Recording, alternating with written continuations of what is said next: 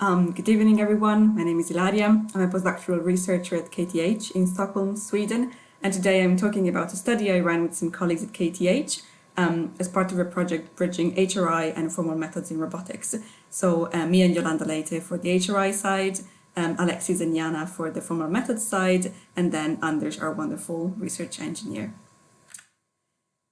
So usually when we get around a space that's inhabited by other people, we as humans are pretty good at navigating it so that we don't crash with each other all the time. Although clearly this also happens from time to time, as we can see in the clips here in this slide. But more often than not, if we notice that we're on a collision course with another person, usually one of the two will change their trajectory, maybe to the left or to the right, and let the other person go straight. So our question in this project is, what happens if we're navigating this space, this social space, with robots instead of people? And so, as I said before, our project bridges HRI and formal methods, and the topic of human-robot navigation has been studied in both fields. So in formal robotics, for example, there is a tendency to see humans in robot planning as moving obstacles. So, for example, humans have been modeled as repulsively interacting physical particles. Or as moving obstacles. But if we're talking about social human-robot navigation, then this is not enough. We need to not only ensure that robot motion is provably safe, but it needs also to be perceived as safe by the humans around the robot. And one way of doing this is by looking at humans' preferred distances from the robots and sort of apply the same distances to the robots themselves.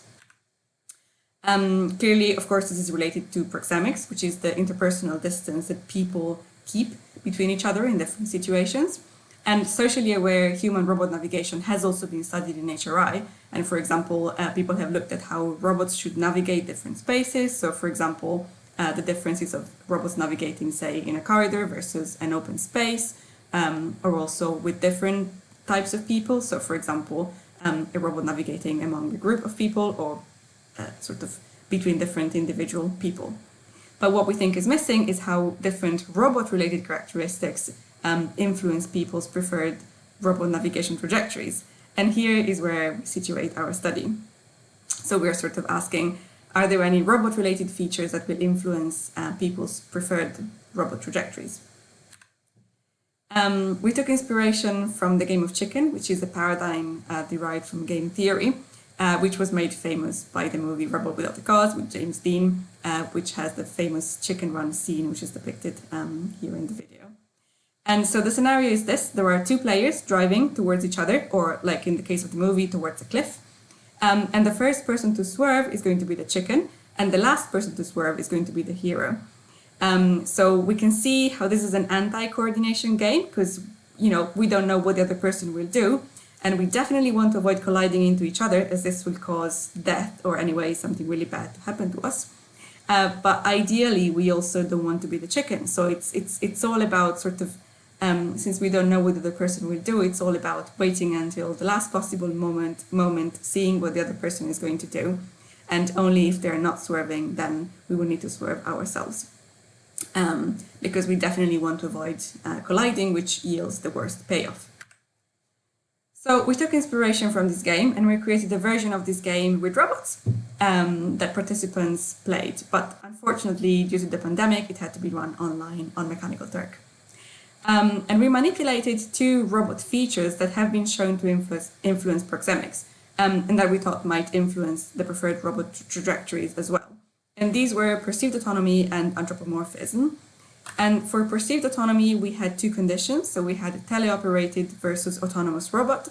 And here we basically told participants that the robot they were seeing on the screen, so the virtual character, the virtual model of the robot, was either an autonomous AI or was teleoperated by another Mechanical Turk worker. Although in reality, this was not the case. Like, they were both just predetermined robot models. And then for anthropomorphism, we also had two conditions, and we chose two different robots, Sophia and PR2, and these were chosen because they basically belong to two different ends of an anthropomorphism scale. So Sophia being the more human-like, and PR2 being the more machine-like.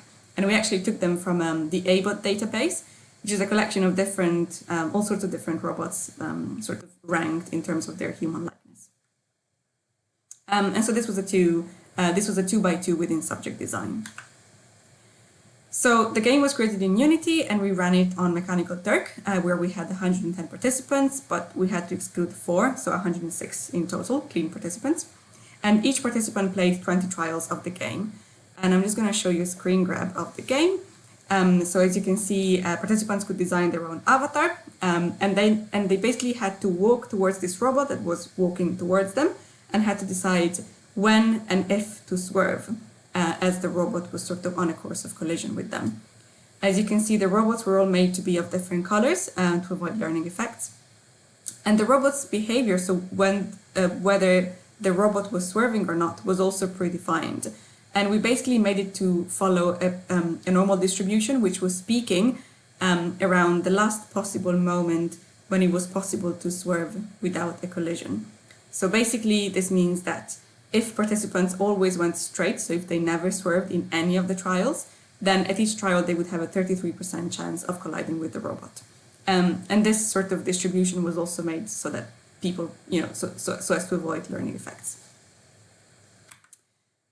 So what did we find? So first of all, we found that people swerved more often when they thought that the robot was teleoperated, although again, this was not really the case.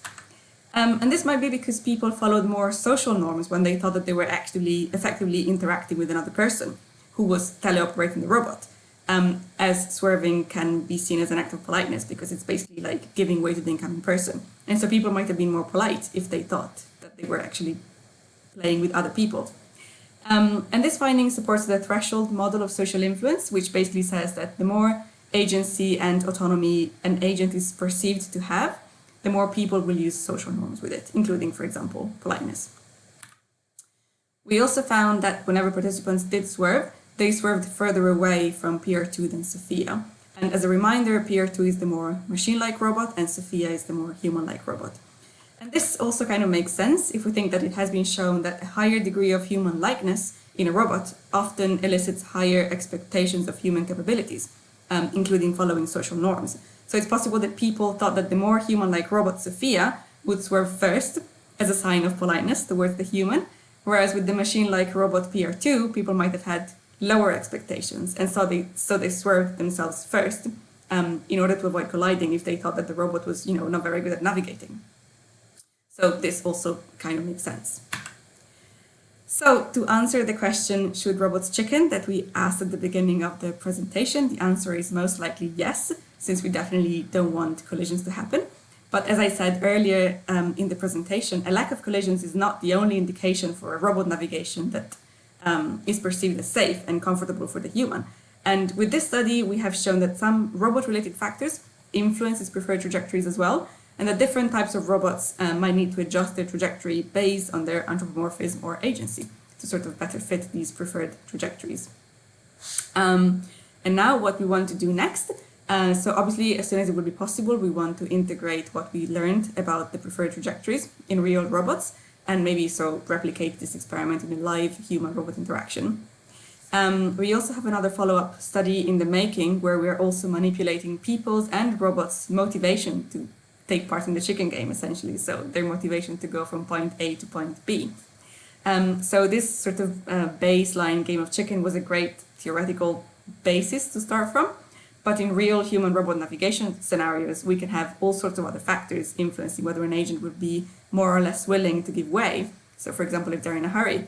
And this is what we want to investigate next. So sort of manipulating people, let's say, being in a hurry and robots being in a hurry and seeing which one will be more willing to give way first. That's it from me. Thank you very much for listening. I'm happy to answer any questions, and you can also contact me on my Twitter or my email address. Thank you.